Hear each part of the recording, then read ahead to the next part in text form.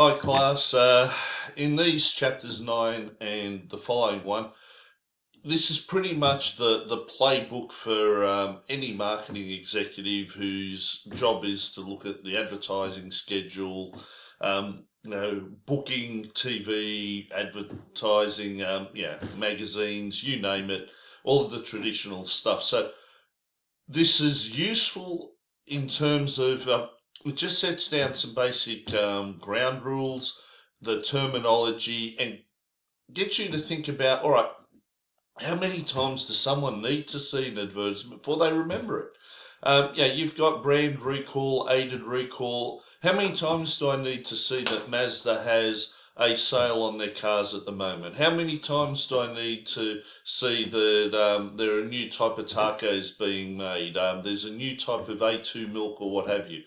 Uh, this is very much in the traditional approach where you had people watching television, reading the same magazines, picking up the same newspapers. How many times do you have to run an ad before someone actually remembers something, or it causes an effect? So this is just getting the words there. So um, look at the basic terminology here, guys.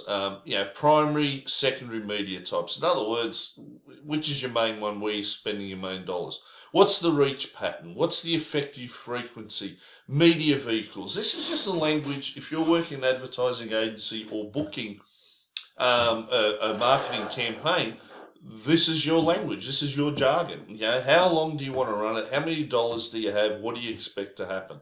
So, you've got the two decisions here, primary and secondary media types, choice of appropriate reach pattern are what this chapter is about. And again, there's not a lot here. It's just I've highlighted the key points. The media balloon. This is great. You look at the reach, the frequency, the continuity. It's just common sense. How many times? Now, if you know anything about Australian retailing, Harvey Norman have a massive sale every week and have had for the last 8 years. Don't miss it. Last time, car park, super special. It's just what they do. It is just constant noise in the background through television, radio in particular. You have catalogues coming to your house in suburbia where I am every week. A lot of companies just have their established patterns. It works. They just keep doing it. This doesn't capture the incredible accuracy and speed of digital. This is for guys whose customer base still requires a lot of traditional advertising. Look, I'm still watching free-to-air television at home. I'll watch the news. I'll watch a couple of programs around it. My wife forces me to watch Married at First Sight, occasionally The Bachelor. And you see the advertising there and the products, and it's very much traditional for an older generation. We know that kids, millennials, and young adults aren't watching most of those shows. So look, they just sit here going, if the balloon's this, if the balloon's that. Look, guys, once you get into an agency, you'll look at the actual figures. You'll look at the historical accounts. You'll see how effective advertising campaigns are. You'll have people going, look, this is what we're doing. All you need to do is understand the language. Primary medium, gee, that's really hard. What are you using? The main one. Wow. Use one or more. Guys, a lot of this is interesting because it tells you that TV viewing in home has just crashed. And we know that. You have the report from Census and the Deloitte Social Media Use Report, which I had earlier in the subject, in your Moodle site, which tell you this. This is just old data. And that's one of the problems with the textbook. It's out of date before it even gets published. Now, so look, you've got different tactics. What are you doing? Brand awareness boosting, brand attitude boosting, a teaser campaign. These are just terms of things that we will do. Useful for if you're putting together Marcom's group project, you can sit there and say, look, this is what we're trying to do. We're actually doing this. So you can come back to the book and say, yes, we're doing this. These are the tactics that the book says we're using. This is the theory behind it, and this is what we've actually done in our project. So again, guys, there's nothing significant here. Yeah, the primary medium selection, I mean, this is common sense, but you should actually do this.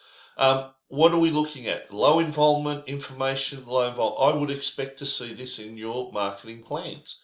Large audience advertisers, what do they use? Look, these are some of the basic ads. Yeah, nothing about Instagram, Facebook, even remotely in this book.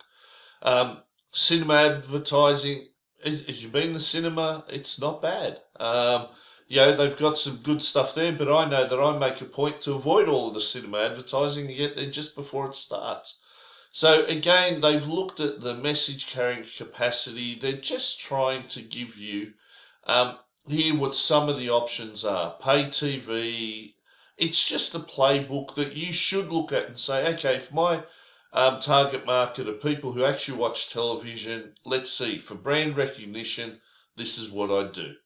Okay, you've got low involvement, informational, low involvement, transformational, and it just gives you a checklist. And I'll be asking this, saying, okay, according to Exhibit 9.2, you're a large audience advertiser. Show me that you've addressed all of these as per the prescribed best practice approach. Now, again, your small audience retailers, look, suburban newspapers are crashing. A lot of them are going digital. They're Facebook advertising, very cost effective. So a lot of this is just old. So again, guys, there's nothing here. You've got point of decision media, interesting. These are just your basics. So the reach pattern is, how many people are going to see it? Now, these days, television, it's extremely hard to get people to watch it. A lot of programs, we used to watch, to my shame, Bold and the Beautiful. You record it, you just fast forward through the ads, and there's thousands upon thousands of dollars per episode that are just gone, that no one's looking at. You've got a lot of sunk money just being flushed down the toilet as an advertiser. Now, for some people, it doesn't matter because they're massive advertisers who've got the sales. They're a number one market leader like McDonald's, and they're just saturating the marketplace and making sure no one else gets any voice to their customers. Your new products, your blitz pattern, I like this, right? If we were going to schedule it properly, these are useful in saying, all right, how hard am I going to go to get attention? Do I use a wedge pattern where it really, we start a lot and then dwindle down, thinking that we've got effects happening here of recall? The reverse wedge pattern, we ramp it up. Again, guys, this is just showing you options of spending your money. It's nothing sensational. The fad pattern, these are nice diagrams. They're just trying to explain to you the options you as a marketing manager would have. These are old figures, but the idea is still correct. Now look at it. Data on frequency concentration. 1998. Sorry, I nearly swore then. Really, guys, you update this. So again, the theory sound, it just shows you this is what you should think of as a marketing manager. That's how you need to interpret this. These are the decisions. These are the ads that are there. Here's a different approach. A long purchase cycle, but a short decision time. I might be thinking about buying a new vacuum cleaner for 2 years, but then again, it might blow up and I've got no choice, or I'm looking at buying a new car, which is the situation I'm at now. Where do you go with it? So seasonal priming, it just shows you the patterns of sales and what you can do. Again, I'm not going to be too worried about it, but if for your project, if this actually matters, yes, I'd expect you to show the slide and say, look, we've identified this is the advertising they do, this is what our competitors do, this is how we're going to put our messages, and if we were going to complete a full schedule, we would do it. So combining reach patterns, it's just, again, guys, this chapter is just to get you to think about it, and you can see it. There are 4 major decisions. So have a read of this. The glossary is probably the most useful of the lot because it actually tells you these are the terms you use as a marketer. You go to a job interview and you don't know what someone says, what's a media vehicle, and you say, oh, I've got a BMW in the car park. They're going to think you're an idiot. Internet advertising, we know it. Impact, schedule, reach, pattern. If you don't know what a reach pattern is, well, you shouldn't be going for an advertising job. Image transfer, blitz pattern. These are just words we use in our profession. So make a point of learning that.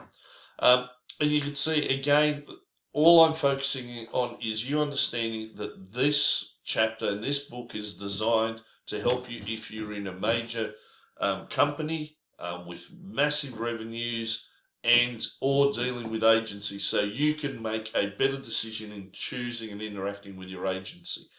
And that's it.